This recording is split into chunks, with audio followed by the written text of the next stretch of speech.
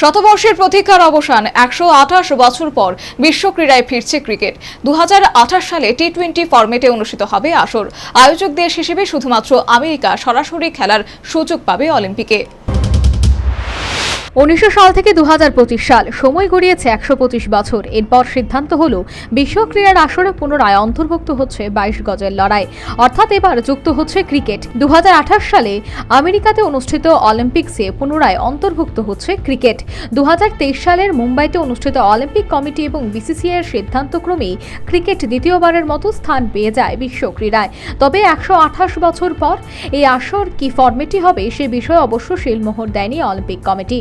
তবে প্রাথমিক আলোচনায় যেটা উঠে এসেছে, বিশ্ব ক্রিকেটে টি-20 র্যাঙ্কিংয়ের ক্রম তালিকায় থাকা দলগুলি সরাসরি সুযোগ পাবে আসরে। সেক্ষেত্রে আয়োজকদের হিসেবে সরাসরি সুযোগ পাবে আমেরিকা। আসরের আগে অংশগ্রহণকারী দলগুলির মধ্যে যোগ্যতা নির্ণয়ের কোনো ম্যাচ হবে কিনা তা স্পষ্ট হয়নি বৈঠকে। তবে প্রাথমিকভাবে যে রিপোর্ট উঠে এসেছে সে মোতাবেক আইসিসির অধীনে থাকা ১২টি দেশের সদস্য রায় যোগ্যতা নির্ণয়ের মধ্য দিয়ে খেলার সুযোগ পাবে আসরের।